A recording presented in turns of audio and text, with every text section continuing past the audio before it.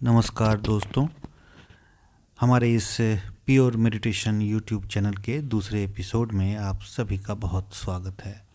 पहले एपिसोड में हमने विकार के बारे में डिस्कस किया था, सद्गुण के बारे में डिस्कस किया था और ध्यान को समझने के लिए मैंने बताया था कि दूसरे एपिसोड में हम अपने मन और अंतर्मन को भी समझेंगे।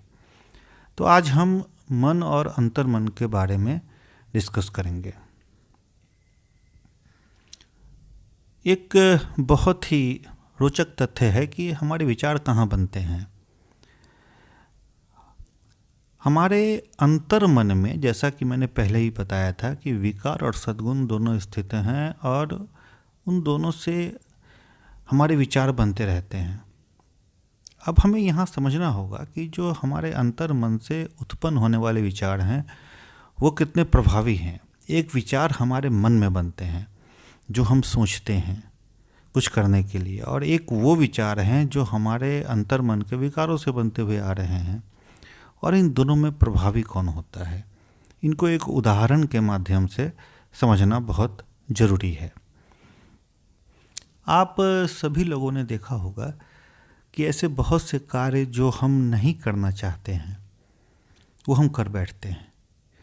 हमने सोचा कि हमें ये काम नहीं करना था, हमने सोचा कि हमें क्रोध नहीं करना था, हमने सोचा कि हमें अहंकारी नहीं होना था, हमें अपने वासना को नहीं जगाना था, लेकिन उसके बाद भी हमसे ऐसी गलतियां हो गई।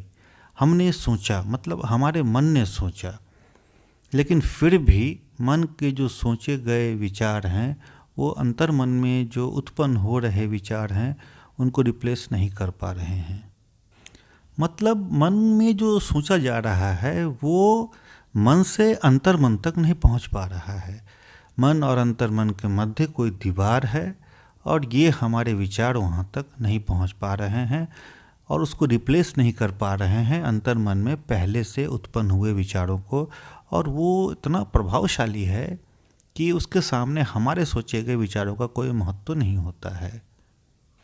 एक विद्यार्थी जो प्रतियोगी परीक्षाओं की तैयारी करता है उसकी बड़ी इच्छा होती है कि वो 10 घंटे पढ़े, वो पढ़ता ही रहे और वो जो भी पढ़ रहा है वो उसके दिमाग में सेट होता रहे। लेकिन ऐसा हो नहीं पाता। बहुत सारे असफल विद्यार्थियों से जब आप मिलेंगे, पूछेंगे, तो आप ये देखेंगे कि उनका संकल्प था 6 घंटे का, लेकिन 1-2 घंटे पढ़ के ही उनका मन उब गया, या वो किसी और अन्य कार्यों में उसने अपने आप को व्यस्त कर लिया जो नहीं चाहते हुए भी उसने कर लिया। वो फिल्म देखने लगा, वो दोस्तों के साथ गप्पे लगाने लगा। जो उसका मुख्य काम था पढ़ने का वो नहीं कर पाया। सोचा तो उसने कि मुझे पढ़ना चाहिए, लेकिन फिर भी वो नहीं कर पाया। इसका क्या कारण है? इसका कारण यही है कि उसके अंतर्मन में जो विकार और सद्गुण पहले से थे, उनसे जो विचार बने वो इतने प्रभावशाली हैं कि उसको अब उसके सोचे गए विचारों को उनके ऊपर नहीं प्रभावी होने दे रहे हैं। जब हम अपने मेडिटेशन के प्रोसेस को आरंभ करेंगे, मैं बताऊंगा आगे अपने अगले एपिसोड में कि हमें किस प्रकार मेडिटेशन करना है, जहां हम अपनी सांस को देखेंगे। तो सांस को देखते हुए सांस के रास्ते, क्योंकि सांस बाहर भी है और हमारे शरीर के भीतर भी जाएगा, मन में भी जाएगा, वो अंतर्मन में भी प्रवेश करेगा।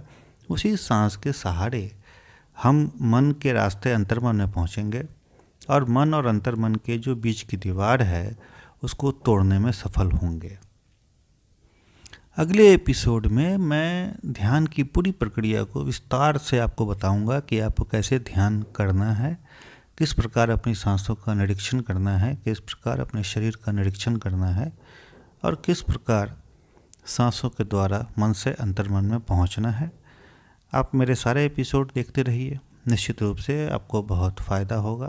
ध्यान की सही तकनीक आप सीख पाएंगे, विकसित कर पाएंगे और उससे भी बढ़ के सुख और समृद्धि को प्राप्त करते करते आप एक निर्मल मन भी प्राप्त करेंगे।